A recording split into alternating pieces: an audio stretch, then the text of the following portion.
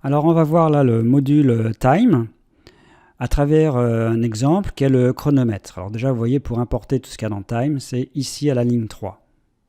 Et là dans la partie interactive, si on veut avoir le contenu de ce module, on fait help, on l'a déjà vu plusieurs fois, et time entre double quotes, c'est-à-dire comme chaîne de caractères. Là vous avez le détail. Donc quand on regarde le détail, vous avez, donc vous ferez, je vais assez vite, nous on verra time, cette fonction-là, gmTime, et également une autre qui est makeTime. On en verra 3.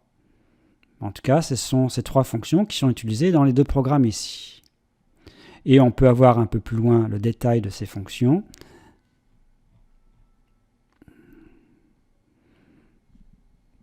Alors donc là, on va commencer par gmTime, ce que ça renvoie, le gmTime. Il y a le makeTime. Bon. Alors le makeTime qui apparaît ici, par exemple, à ligne 24, ça convertit un tuple en secondes. Bien. Et si on regarde le gmTime plus haut, en fait, ça revoit un tuple. On verra un exemple, puisque quand on regarde ici, par exemple, à la ligne 18 et à la ligne 19, ce que j'ai fait, quand on appelle la fonction array, en fait, on affiche gmTime, c'est en fait la valeur de cette fonction, et ici, à la ligne 19, on fait le crochet 0, c'est-à-dire le premier élément de ce tuple. Donc, on va déjà tout de suite le voir. Donc ici, vous avez en haut l'exécution de ce programme. Si j'appuie uniquement sur arrêt, vous avez en bas, ici, vous voyez la première ligne, ce que me renvoie le gmTime. En fait, ça me donne une structure de temps avec, en fait, c'est un tuple avec des éléments. Donc d'abord l'année, le mois, etc. Et quand je prends le premier élément de ce tuple, avec le crochet 0, j'ai bien l'année 2020. Et le makeTime convertit en secondes. Donc ça me convertit en secondes le gmTime. Concrètement, quand on fait gmTime, ça me donne l'heure courant, et en faisant makeTime, ça me convertit en secondes. Alors maintenant, commentons le programme lui-même. Donc on va d'abord de nouveau l'exécuter. Bon. Je mets ici, je mets commencer. Donc on voit bien un chronomètre toutes les secondes. Arrêter. Ça remet à 0. Alors, regardons déjà le bouton commencer. Le bouton commencer, il apparaît ici à la ligne 29. Et la commande, c'est la fonction commencer. Remarquez que il y a à la ligne 23 ici un string var. Donc évidemment, il y a une fenêtre avec des boutons. Ça, vous l'avez compris. On a fait pas mal de vidéos déjà dessus sur TechInter. Donc là, j'ai un string var. Et ce string var, comment on va l'utiliser? Eh bien, justement, dans le label. Donc ici, j'ai mis dans le label texte variable égale heure. Et heure, c'est justement ce string var. Donc quand la valeur de ce string var change, eh bien, ce qui sera écrit sur le label changera également. Ça, c'est l'intérêt de faire ça. Alors au départ, le string var vaut 0. Donc c'est pour ça que vous voyez 0 sur ce label. Le point 7, c'est pour mettre une valeur dans le string var. Et donc, regardons la fonction commencer, quand elle a appelé en appuyant sur le bouton commencer. Donc, il y a les variables globales OK et H. Donc, on peut penser que la variable globale OK, c'est pour pouvoir arrêter continuer le chronomètre. Alors, je regarde surtout la ligne 11. Donc, H est une variable globale. Au début, H, c'était gmTime, le temps courant, on va dire, la structure de temps d'époque qui a été convertie en secondes. Et là, je change. Ça veut dire que je prends le temps en secondes courant. Et je fais date. Alors, évidemment, tout ça, ça se fait quasiment instantanément. Donc, ça prend ce temps-là. Ensuite, on fait date. Et que fait la fonction date? C'est juste au-dessus. Eh bien, regardez à la ligne 7. Ça va faire la différence entre quoi et quoi?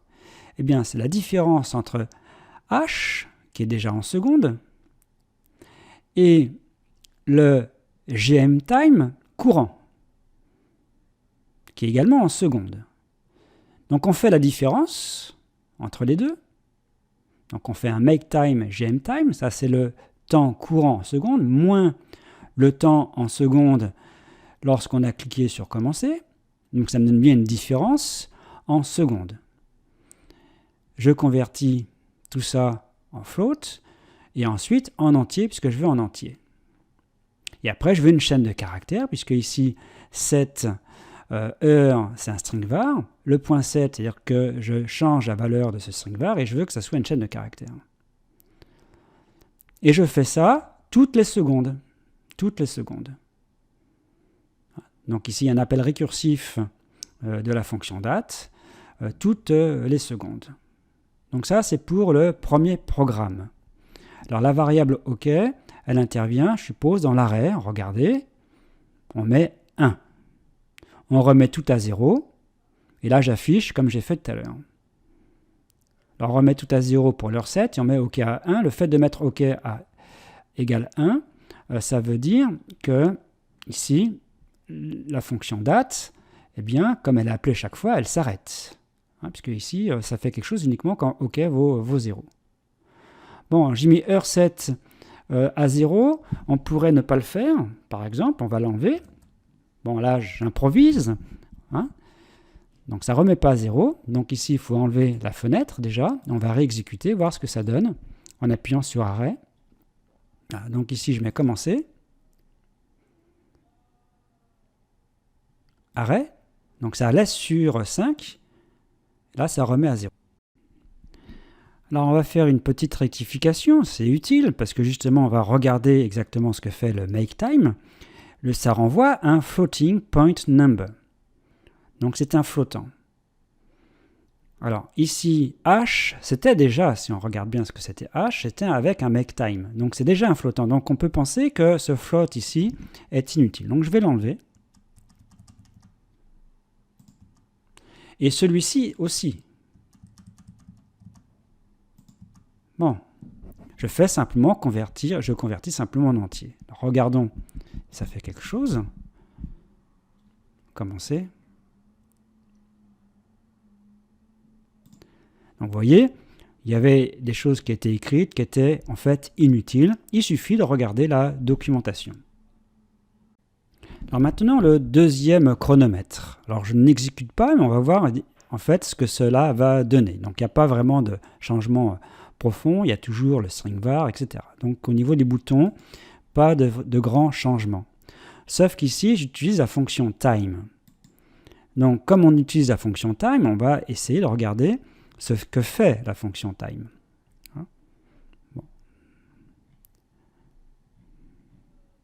Donc toutes les fonctions sont ici, et on doit voir la fonction à un moment donné, time, apparaître. Bon, peut-être qu'on l'a vu tout à l'heure, mais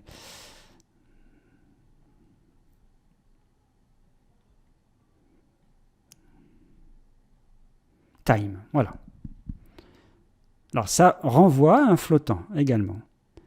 Et ça retourne directement le temps courant en secondes. Donc c'est beaucoup plus simple qu'en faisant ce qu'on a fait dans le premier chronomètre. Donc j'utilise ici la ligne 23. H, c'est time. Et ça ne change pas le reste. Donc simplement la fonction time remplace que ce qu'on a fait tout à l'heure. La différence ici, vous voyez, j'ai mis round. Alors ça, c'est une fonction mathématique, il n'y a pas besoin d'importer math, c'est directement dans Python.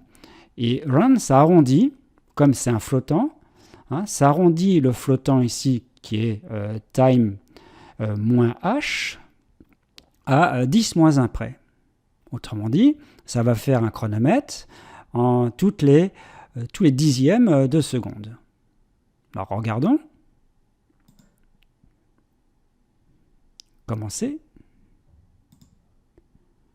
Voilà. Et je peux donc arrêter. Ça me remet directement à 0. Alors encore une fois, on peut faire une petite rectification parce que quand on appuie sur arrêt, je fais ici, je remets à 0 le string var heure. Donc, bon, si on veut, il suffit d'enlever cette ligne-là, on la met en commentaire. Donc, si j'enlève la fenêtre et je réexécute, c'est quand même mieux, en fait, comme ça. On commence, on compte le chronomètre, arrêt. Et donc, ça conserve quand même la valeur. Si c'est un chronomètre, c'est ce qu'on veut. Il ne faut pas que remettre à 0. Donc, vous voyez, j'ai rectifié au fur et à mesure des choses qui étaient inutiles et j'ai amélioré. C'est en fait ce qu'on fait en règle générale. Mais vous voyez ici que la documentation qui est fournie sur le module time permet d'être assez autonome.